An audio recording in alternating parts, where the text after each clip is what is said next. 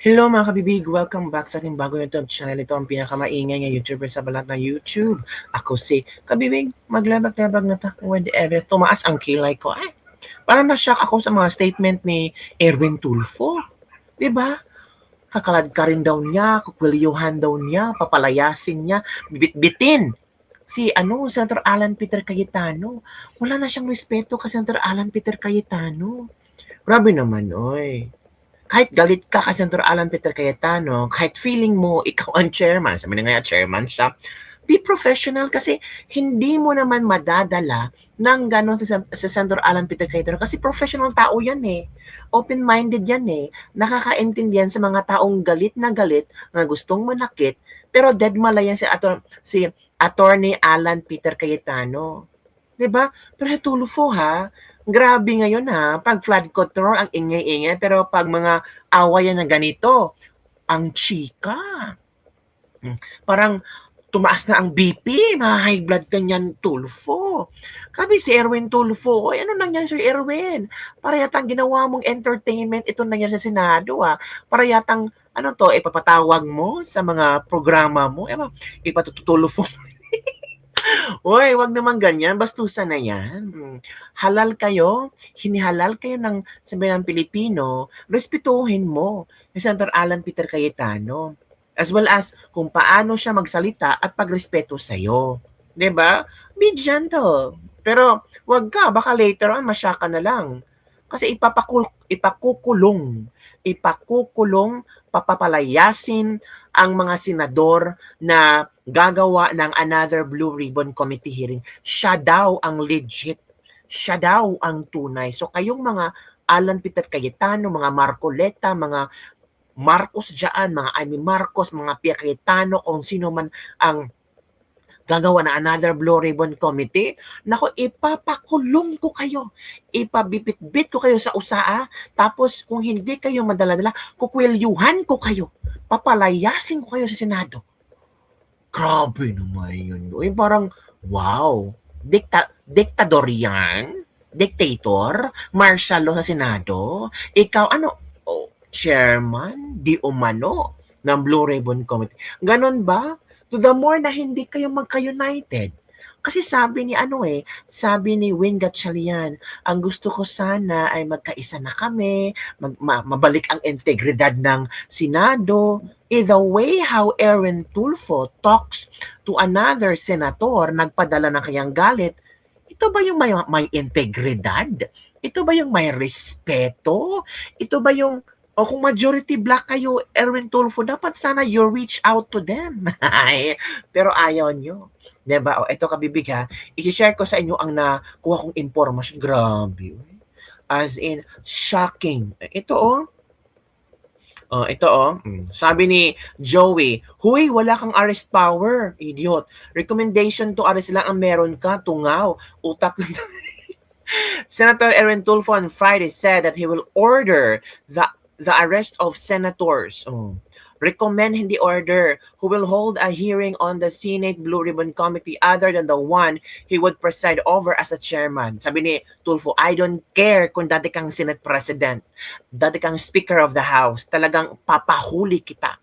Kung hindi papahuli, kung ayaw ng usaa, bibit-bitin kita, kukwilyuhan kita, papalayasin kita dyan sa floor na yan. Halak, grabe. Threaten? Kasi ang galing ni Senator Alan Peter Cayetano. Alam nyo, well, I don't know ha, yung iba kasi sabi na walang karapatan si Erwin Tulfo. Ano to, programa niya, ipagpatuloy niya sa Blue Ribbon Committee. Kalerkino. Uy, Erwin, grabe ka nga magsalita. Parang, oh my, yaba ng... Ganyan ba yung senador binoto nyo? My God. Ito pa. Bobo, ano naman kasi ang napag-aralan niya ni Bendalo? Umikit na sa ulo ang kayabanan at ganit sa power. Di pa power na para mo lang. Senate President ang may arrest power at sa ngayon, si Alan Peter Cayetano yan. Oo nga, no, ay sabi ni Joey, only the Senate President ang may arrest power. So wala kang arrest power dyan. Tulfo, huwag kang maganon-ganon. Ma'am, na-overdose na ata sa Robust. Robust. The Senate Chartered Arms right now is not on our side. He pushed 4K of JC Siege. Oh, Senado. Kayabangan, di pa nga presidente, diktador na, di ba sabi ko sa inyo. Parang ang kapal talaga, di ba? Diktador yarn. Eto pa ito, hinggan natin. Magandang gabi po, Luzon, Visayas at Mindanao. Nagbanta si Senador Erwin Tulfo na ipaaresto ang sino mang magsasagawa umano ng tinawag niyang peking hearing sa Senado. Sinabi niya yan kasunod ng ikinasang pagdinig sa flood control scandal ng grupo ni Senator Alan Peter Cayetano. Giit ni Tulfo, siya ang legit na chairman ng Blue Ribbon Committee sa ilalim ng tinaguriang new majority ng Gatchalian Bloc. Nakatutok si Sandra Aguinaldo. Kasunod na isinagawang hearing ng Blue Ribbon Committee ng Cayetano Bloc, may babala si Senator Erwin Tulfo sa mga aniyay magsasagawa ng peking hearing sa Senado. Delikado. Si Tulfo ang itinalaga ng tinaguriang new majority na chairman ng Blue Ribbon Committee. Hindi na po ako papayag na maghihiring-hiringan kayo dyan. At I will have you arrested. I promise. Kahit na senador ka, kahit na sinasabi mong matanda ka na, ilang taong ka na sa Senado, try me. Magpahiring ka ng Blue Ribbon ulit. Magpahiring ka. I don't care kung dati kang Senate President, dati kang Speaker of the House, I don't give up. Talagang papahuli kita. Kung hindi papahuli, kung ayaw ng bibit-biting kita, kwikwelyuhan kita, palalayasin kita dyan sa floor na yan. Because I am the legitimate Blue Ribbon Chairman. Magsasampa rin Grabe. si Tulfo ng kasong libel sa mga nagpakilalang dating sundalo na humarap sa hearing kahapon. Dahil di niya totoo ang sinabi nilang dinalhan siya ng maletang may pera. Kakasuhan din ng ilan sa kanila ng libel ni Senador Tito Soto dahil kasinungalingan din anya ang akusasyong dinalhan umano siya ng pera. Kabilang sa binutasan ni Soto ay ang aligasyong tinanggap ang pera ng kanyang executive assistant na aniyay 2015 pa pumanaw. Sa Lunes, magsasagawa ng hearing ang Blue Ribbon Committee ni Tulfo. Basta natin ang komento ng mga netizen, ha? Wala kang kwenta, Bendalo. Hoy, ang kapal, hindi nyo nga napa-arrest. Komento naman. Kayo ang gumawa ng gulo. Ba't ayaw nyo na pang pag-usapan ng flood control? Kung sino pang binababoy ang konstitusyon ng bansa, may tapang pang mamagalit. Siya pa galing taxpayers. Ganito na baka mutant ang kabangaan Diyos ng Pilipinas? Tigas ng mukha, halas na namin. Hoy, Diyos ko doy. Hoy, ang kapal. Wala kang kwenta. A thief will never admit that he or she is a thief, especially when he or she is wearing a suit. Na para bang nasa bitag lang siya kung magsalita. Ang tapang ni Boy Maleta. Sabi naman, gumawa ng sariling batas ang Bendalo. Subukan mo, Boy Bendalo, nang magkaalaman na. Uy, grabe yung pagbabanta, ha? Ni Bendalo. Ni Erwin Tulfo. Talagang kukwelyuhan kita, bibit-bitin kita, papalayasin kita, ipakukulong kita. Uy, grabe. Senador pa ba yan? Parang diktador na yan. Grabe naman, wag naman ganyan. Diba? Ito pa kabibig. Ito pa kabibig, ha? Hindi na po ako papayag na maghihiring-hiringan kayo dyan at ipapa-aresto ko kayo.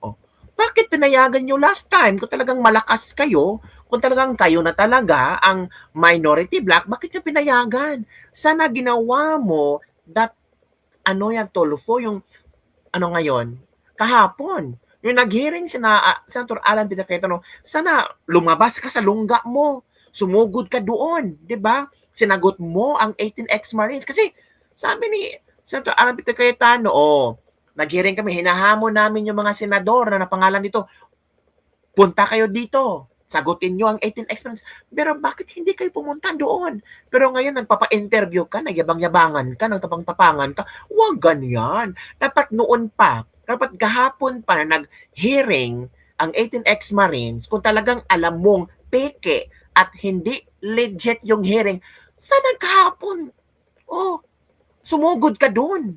Sana nagwala ka doon. Pero bakit sa interview ka magwala? Nonsense ang ginawa mo. Sana kahapon nagwala ka. Kasi sabi mo ikaw ang lehitimong chairman ng Blue Ribbon Committee. Dapat kahapon, ginamit mo yung power mo. 'Di ba? Bakit sa media interview ka nagtapang-tapangan dyan? Duwag yan. Kung sa media ka nagpa-interview at nagtapang-tapangan ka at nagbanta-banta ka kay Senator Alan Peter Cayetano at mga senador na magkaroon ng Blue Ribbon hearing, duwag ka. Kasi hindi mo kayang sugurin sila kahapon. Bakit? Kasi nanood pa kayo. Nung nalaman mo na mention yung pangalan mo, bakit hindi ka pumunta? Buti pa yung isang congressman, si Alvarez. Pumunta talaga sa Senado. At kiniclear niya ang pangalan niya. Kayo, mga senador, bahay niyo ang Senado, bakit hindi ka pumunta kahapon? Bakit sa interview nagtabang-tapangan ka? Diba? Common sense. Nakakaawa lang. Tingnan ba, itong klaseng mga taong ito, ipakita yung tapang nyo. Kung mag-hearing ulit sina, Marcoleta, papadampot mo silang lahat? May power ka ba? Wow. Ikaw na talaga ang magaling.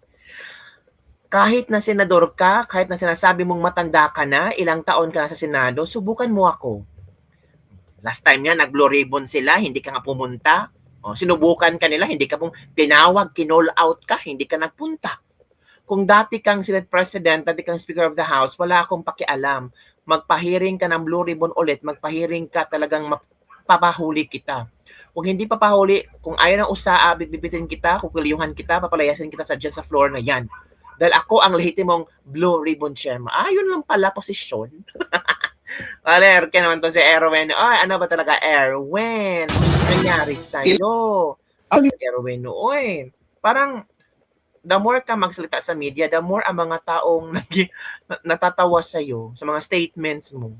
Dapat sana yung nag-Blue Ribbon sila, sumugod ka doon. Diba? Parang, drama? Puro lang drama. Wala namang hello, drama na naman. Ewan ko sa inyo, Erwin, parang hindi ko nakikita ang totoong tapang mo. Ito, Let me address that. Sabi ni Senator Tulfo, pag hindi ako nagpakita sa session hall ay ako'y duwag.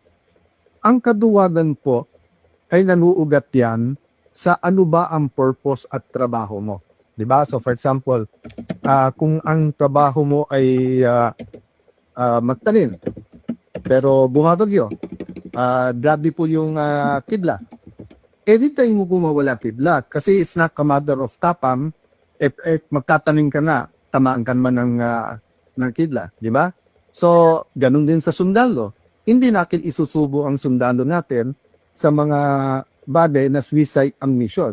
Pero ipangtanggol ang bansa at mamatay para sa bansa. Hindi lang sundalo, dapat pati kayong mga senador. So, yung hamon mo, magpakita ako kung hindi tiduwa.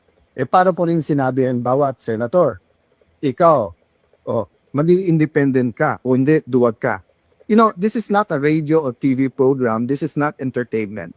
This is the Senate of the Philippines. Correct. So we have to be more professional.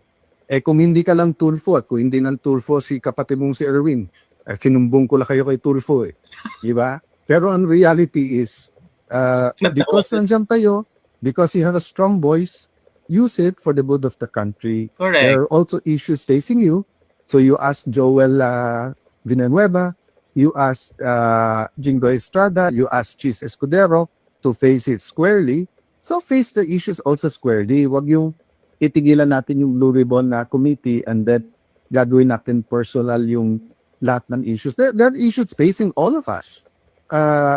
Pati ba naman Senator Tulfo, lahat na nung pinapay, binintan nyo sa amin. Nung panahon ni President Duterte, kampi kayo sa drug war. Ngayon naman, balikta. Tapos lahat ng pinatay, sinisin nyo. So, pati ba naman internet at saka aircon, sa akin nyo pa rin sinisit. O baka murder pa yung kaso na yan, murder kasi pinatay ang wifi at yung kuryente. Nakita ko na po ang report. I think alam na natin to mga kabibig nyo. Nakakatawa lang kabibig. Ito sa atin. Nirereklamo ay hindi lumalabas sa Senate website, pinagbawalan daw. At yung iba naman sa ibang plataforma ng media, pinapatay ang coverage, putol-putol. Nagsakaan ni Marisa. Manang talaga. Hayaan natin sampayanan ang testimonya ng ating mga Marines. Tama talaga. Same po pagdating namin. Ito, saan at sino-sino yan? Tanong ko lang, kailan kinuha yan? Same po pagdating namin. Akala ko 2022 po. Akala ko dumating kayo nung gabi. Hapon na po, ma'am. Hapon. Hapon na yan. Pero may dala kayong mga maleta. Iniwan na ninyo doon? Yes po yun. Kanino po? Diyan po sa bahay po, ang nag-receive po, ma'am, si Kong Sandro na po. Oh, Kong Sandro. O kung sino nag-deliver dyan? Po. Your Honor, good afternoon po. Ako po si George Villalon. Video po yun, ma'am, sa bahay po ni Martin Romualdez po. Ilan ang maleta? Ito ba yung napakaraming maleta hinatid ninyo? Pinakamababang malita pa po yan, ma'am. Ito pinakakonte. Yes po. Ilan ito? Nasa Napakarami ng 20 picture po. Ah? Nasa 20 po. Bakit sila nakasakay dyan sa helicopter ni Saldico? Yan po yung time na pumunta po sila doon sa Bicol po. Election ba yan? Yes po. Your Honor, unang dumating po yung VIP. Sino po yung VIP? Si Senator Erwin Tulfo. Sinong may alam nung kay Leila de Lima at saka kay Franz Castro?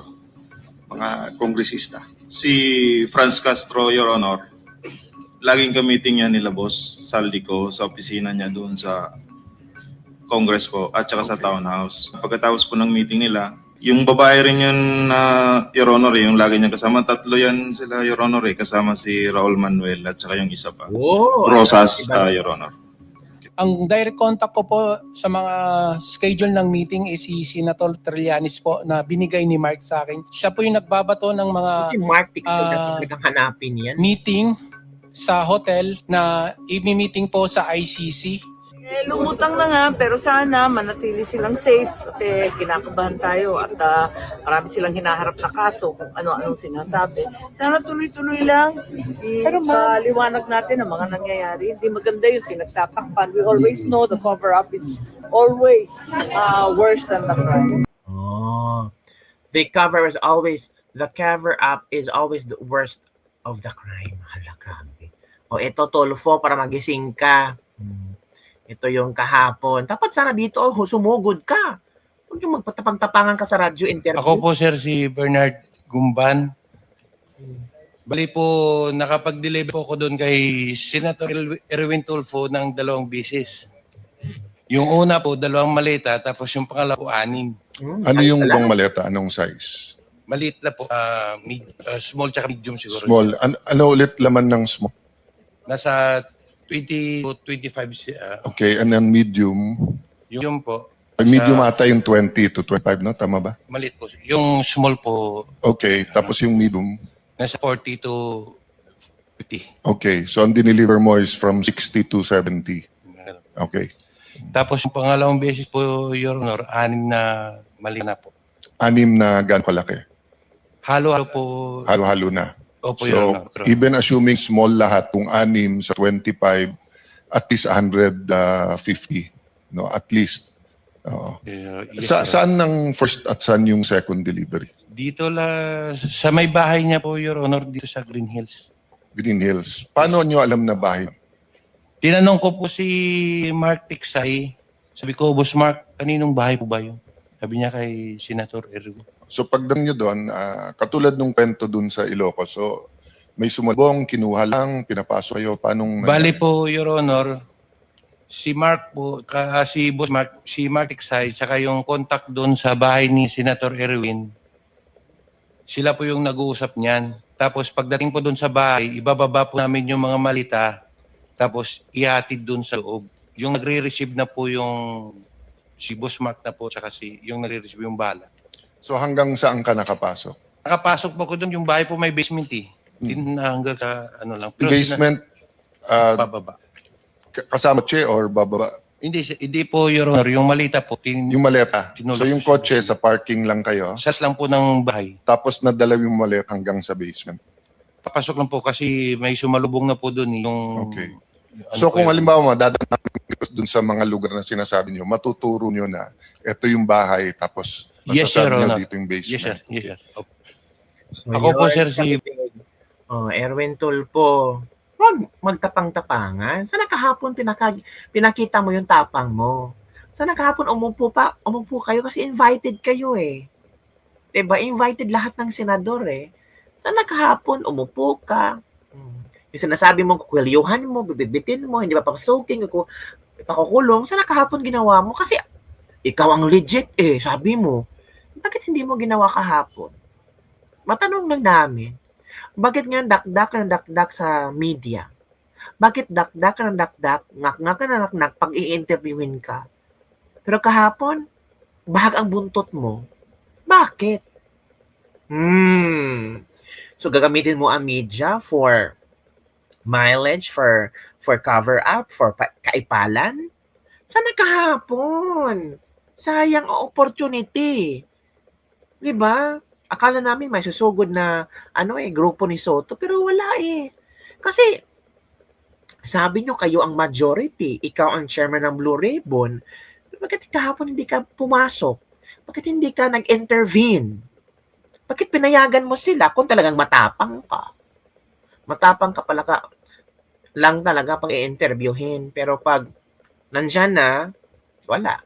So yun lang kami bigyan atin na sa pagdabag for today. Don't forget to like, subscribe, and share this video. Bye everyone. See you next time.